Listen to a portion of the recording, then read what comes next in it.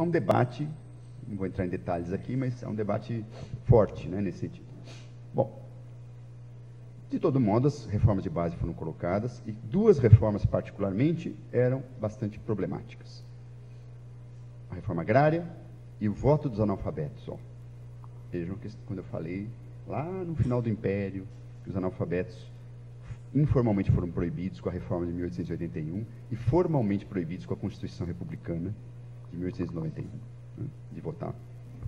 Veja como esse tema está presente na agenda de reforma, nos anos 60. Voto dos analfabetos. A direita diz o seguinte, não, vocês querem manipular essa gente, que é miserável, né? Eles não sabem votar, eles não vão saber votar, porque eles vão ser manipuláveis, né?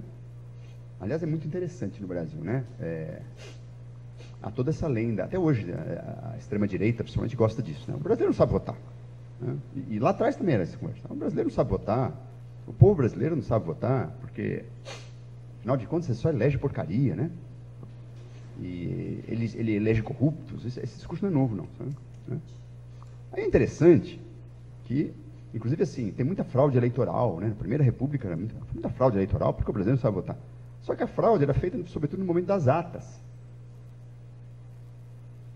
Como é que é analfabeto? O que o analfabeto tem a ver com isso?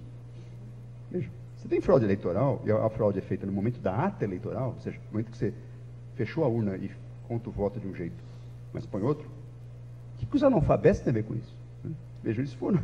É interessante isso. As classes populares foram imputadas de uma falta de capacidade para votar, quando, na verdade, eles participaram muito pouco do jogo eleitoral. Isso é uma das maiores falácias da memória conservadora brasileira, que é o povo não sabe votar. O povo não sabe votar, não votava, simplesmente. Estou falando povo enquanto classes populares, camponeses, operários, votava. Não votava. Passou a votar em 45, 46, obviamente aí é o momento dos grandes partidos de massa, né? E aí que se reforçou essa ideia. Bom, o povo não sabe votar porque sempre vota ou para a esquerda ou para os populistas, né? Então, vejam, não saber votar aí é porque não vota, liberais, né? Não votam na gente. Né? E vejam como isso é muito forte até hoje, né? Até hoje, qualquer rede de WhatsApp aí aparece nesse negócio, né?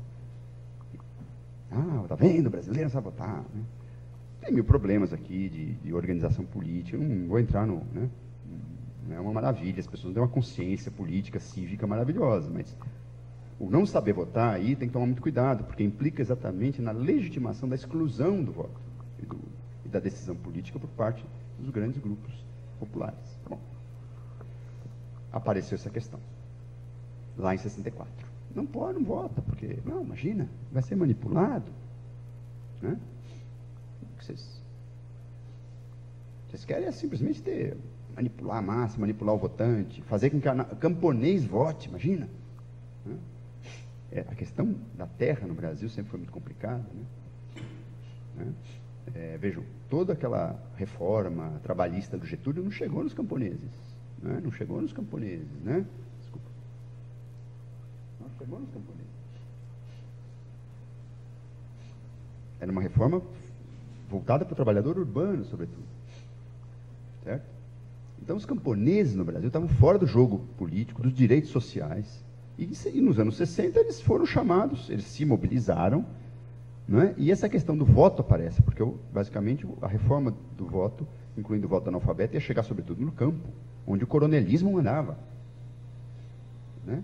E o camponês não tinha absolutamente direito nenhum.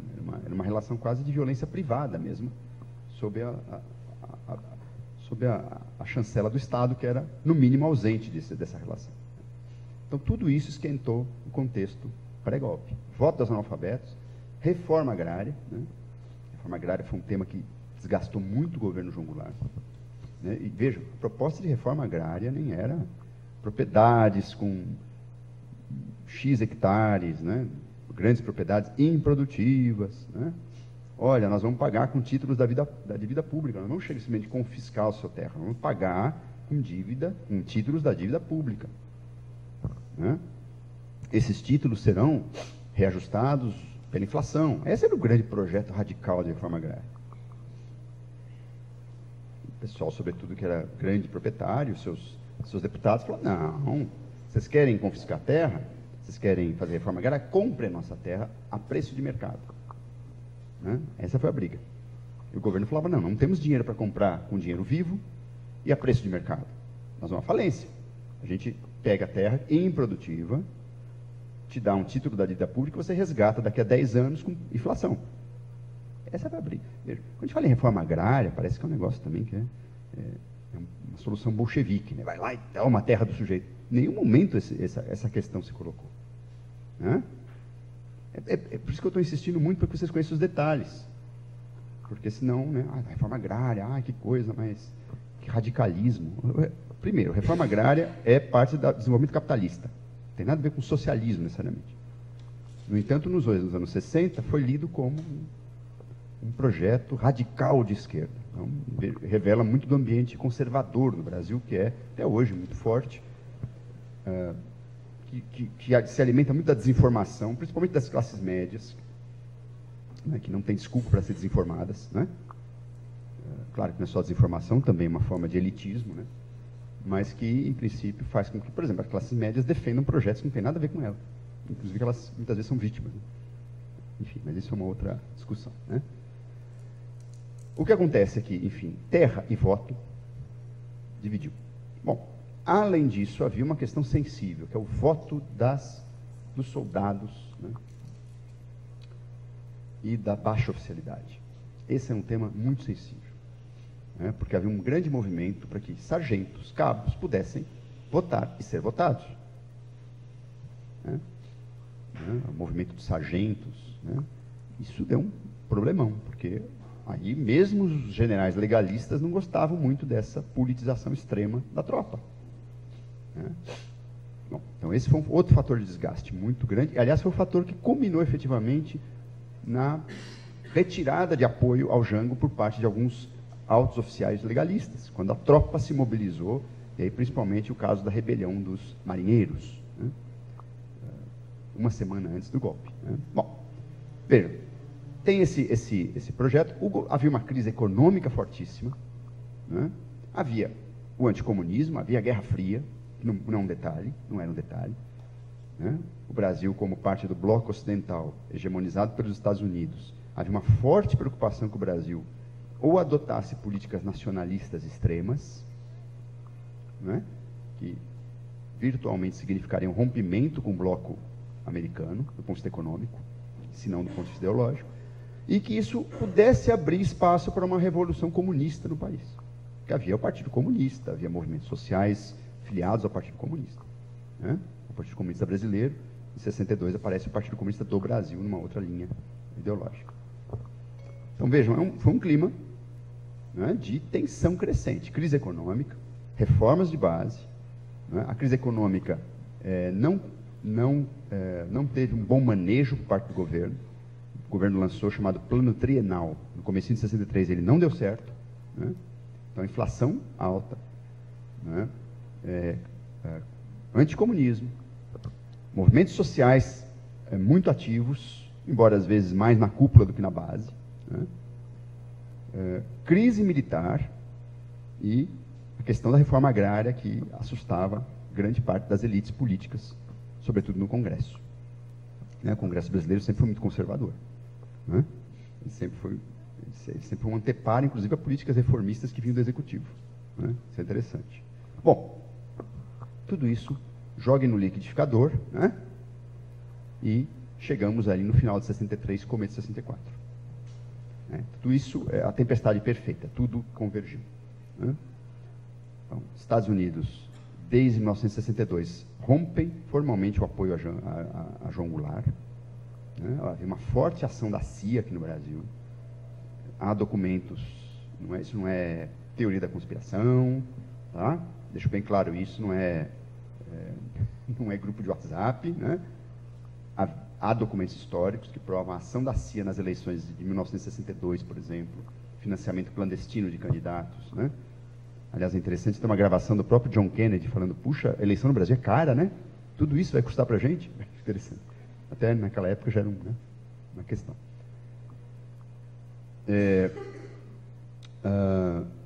Tudo isso, portanto, chega em 64. Fevereiro, março de 64.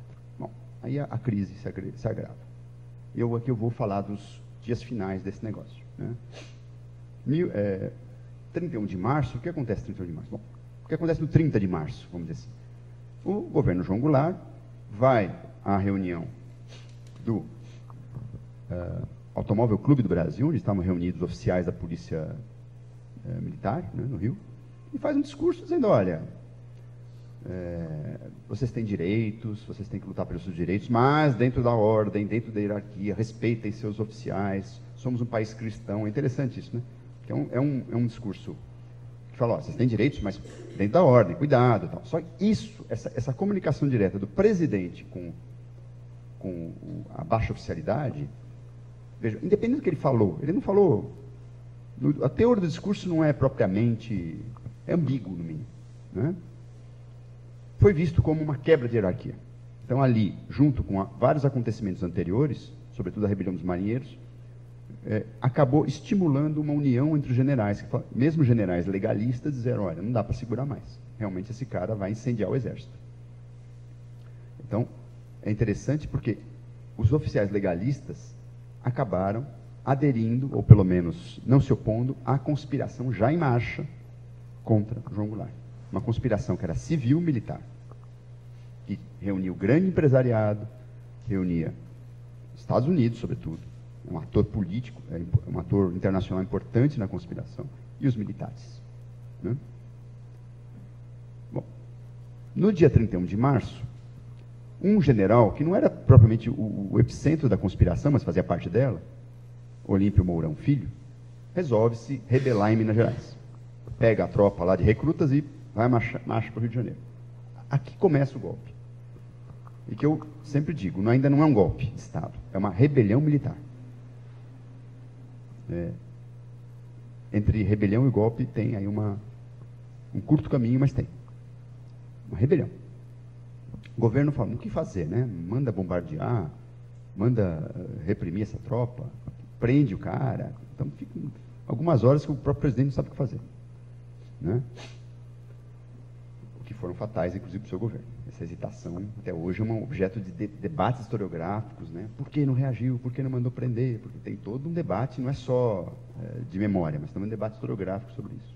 Bom, no dia 1º de abril, entre 31, ao longo do 31 e no 1º de abril, o grupo mais organizado de generais e do alto empresariado ficou assustadíssimo, porque, na verdade, essa rebelião em Minas Gerais poderia colocar todo o projeto de derrubada do governo de maneira mais organizada a perder. E é verdade, né?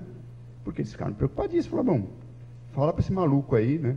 As gravações falam, fala para esse Olímpio Mourão voltar para o quartel, porque ele vai, né? Ele vai acabar dando munição para o governo acabar com a conspiração, na verdade.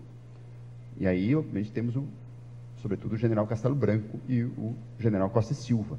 São os dois principais líderes do grupo mais propriamente organizado no Exército. Vai, não vai, fica no que fazer. Há um esboço de reação popular no Rio de Janeiro, em Porto Alegre, coisa que desapareceu da historiografia também, isso é interessante. Né? As pessoas vão para a rua, só que elas não têm liderança. Fazer o quê na rua? Elas ficam lá protestando, né? Não tem. Isso é interessante, a esquerda ficou um tanto desarvorada, no certo sentido, e mesmo os grupos democráticos ficaram um tanto desarvorados. Não só a esquerda, mas aqueles que defendiam o governo constitucional. Bom, e aí vem o golpe de Estado, que desapareceu da história, né? Que é a declaração de vacância da presidência da República pelo Congresso Nacional. Né? Esse ato político do Congresso, de um ator que deveria, portanto, defender a ordem, né? Que é importantíssimo para compreender o momento que a rebelião militar vira um golpe de Estado. Por isso que eu falo, golpe de Estado é um conceito, não é? O golpe de Estado é quando as forças políticas de dentro do Estado derrubam o poder constitucional.